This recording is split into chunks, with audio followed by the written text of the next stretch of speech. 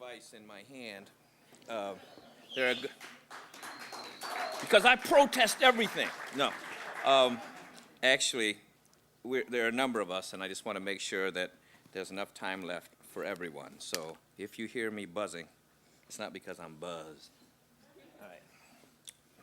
What if you wrote a book about a born-again Christian who fell in love with a born-again Christian, and then they did naughty things with each other? You could probably end up telling the story of a people. You could go back and check out the history of certain ethnic groups who live in Miami, Florida. You could probably go to the future. You could probably understand politics a little bit better, and that's what Jesus Boy does. Because I only have 7.5 minutes now, I don't know if I will get to his 42-year-old lover, Sister Morrison, but I will try.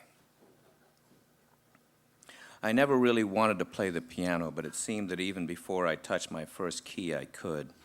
When the old kindergarten teacher left to go have her baby, the new teacher made us sing, "Row, row, row your boat gently down the stream." "Elwin," said the new teacher, whose long name I could never remember, "why aren't you singing with us? Don't you know the words?" Yeah, I knew the words, just like I knew the words to "Mary Had a Little Lamb" and "Twinkle, Twinkle, Little Star." I had memorized them as soon as the old teacher, Mrs. Jones, had sung them to us the first time. But I could not sing the words. Mrs. Jones knew why I could not sing the words, but not this new teacher. "Elwin, why won't you sing with us?" I could not lie, but neither was I strong enough in the Lord to tell the teacher with the long name that singing secular music was a sin. So I evaded. I pointed to the piano and said, "Mrs. Jones plays the piano when we sing." "But I can't play the piano," said the new teacher. "Won't you sing without a piano?" I had assumed that all adults could do a simple thing like play the piano, so this amazed me. "I'll show you how to play it," I said, crossing the room with jubilant feet. "Can you play the piano, Elwin?" "Yeah," I said.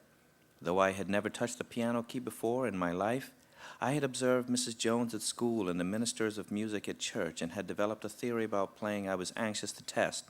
High notes go up and low notes go down. After a few tries, I was playing the melody with one finger. "See? Like this," I said. My theory was correct. The other kids squealed with excitement. Let me play," each cried. "What's the big deal?" I wondered. High notes go up, low notes go down. It only made sense. But the new teacher had to give each one a turn, and I directed them up, no, now, down, up, yes, more, like that. When it came to be my turn again, I played "Mary Had a Little Lamb." The new teacher got the others to sing the tune as I played. I had but a child's understanding of God's grace. I had reasoned that if I sang secular words, I'd go to hell, but I had no qualms about playing the music while others sang. I was young. That day should have been the last time I played the piano, because, in truth, my fascination with the instrument did not extend further than my theory of high and low tones, which I had sufficiently proven. No, I did not seek to be a piano player. I had assumed, most innocently, that I already was one.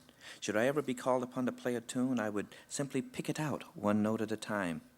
This was not to say, however, that I was not interested in music. On the contrary, music was extremely important. Demons, I was certain, frolicked in my room after the lights were turned off. At night I watched, stricken with fear, as the headlights of passing automobiles cast animated shadows on the walls of my room.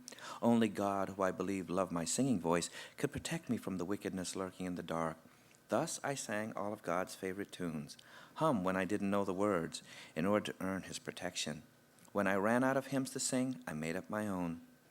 I am your child, God, I am your child. It's real, real dark, but I am your child. God, I believe, was partial to high-pitched, mournful tunes with simple, direct messages. God was a brooder. What did I know about his grace? What did I know about anything? Ambition, envy, lust, which was my sin? I did not want my neighbor's wife. I did not want his servant. I did not want his ass. Not yet, later. There was, however, a girl, Peachy, brother and sister Gregory's eldest daughter. I had known her all of my life, but when she walked to the front of the church that Easter Sunday, sat down at the piano and played "Were You There When They Crucified My Lord?", my third-grade heart began to know envy and desire. Peachy Gregory did not pick out tunes on the piano. No, she played with all of her fingers, those on the left hand, too. Such virtuosity for a girl no older than I, and the applause. That's what I wanted. I wanted to go before the congregation and lead them in song, but all I could do was play with one finger. I had to learn to play like Peachy. An earnest desire to serve the church as minister of music then did not compel me to press my parents, a maid, and a school bus driver for piano lessons, though that is what I claimed.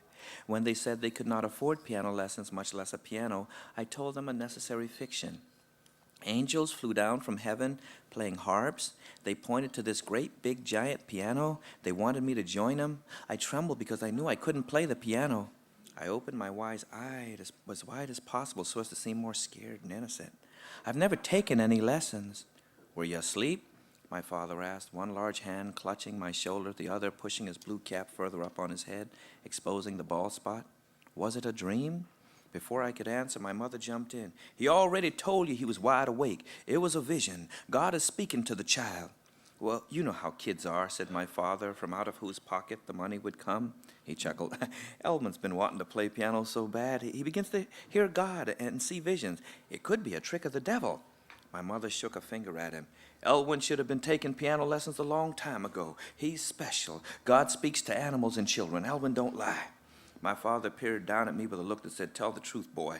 But I kept my eyes wide and innocent, still struck by the wondrous and glorious vision I had seen. My father said to my mother, but we can't be so literal with everything. If it's a dream, maybe we need to interpret it. Interpret nothing, shot back Isidore the maid, who pursued Roscoe the school bus driver to the far side of the room, where he fell into his overstuffed recliner where it was customary for him to accept defeat. You call yourself a Christian, she shouted, raising holy hands, but you'd rather spend money at the track than on your own boy. Some Christian you are. My father hung his head in shame. He was beaten. He did, however, achieve a small measure of revenge. Instead of giving up his day at the track, he told my grandmother, that great old-time saint, about my visions, and my grandmother, weeping and raising holy hands, told Pastor, and Pastor wrote my name on the prayer sheet. How I cringed each week as Pastor read to the congregation, and pray that God send Brother Elwin a piano to practice on. I believed that God would send one indeed, plummeting from heaven like a meteor to crash through the roof of the church of our blessed Redeemer who walked upon the waters and land right on my head. I had lied, and liars shall have their part in the lake of fire. I prayed, Heavenly Father, I lied to them, but I'm just a child. Cast me not into the pit where the worm dieth not. Thank God for Brother Morrison and his ultra-white false teeth. If he hadn't stood up and bought that piano for me, I would have surely died, just like Ananias and Sapphira, struck down before the doors of the church for telling lies. Brother Morrison was a great saint, a retired attorney who gave copiously of his time and energy as well as his money to the church of our blessed Redeemer who walked upon the waters. It was his money that erected the 5 great walls of the church. His money, through the grace of God, that brought us warmth in the winter and coolness in the hot Miami summer. It was his money that paid Pastor's salary in the 60s when the Holy Rollers built a church practically on our back lot and lured the weaker members of the flock away. After a fire that destroyed the Holy Rollers Chapel, it was Brother Morrison's money that purchased the property back from the bank, putting the Rollers out of business for good. I can't sit by and watch God's work go undone. Anyway, he was just about to meet her because she's Brother Morrison's wife, see? And so, anyway, thank you.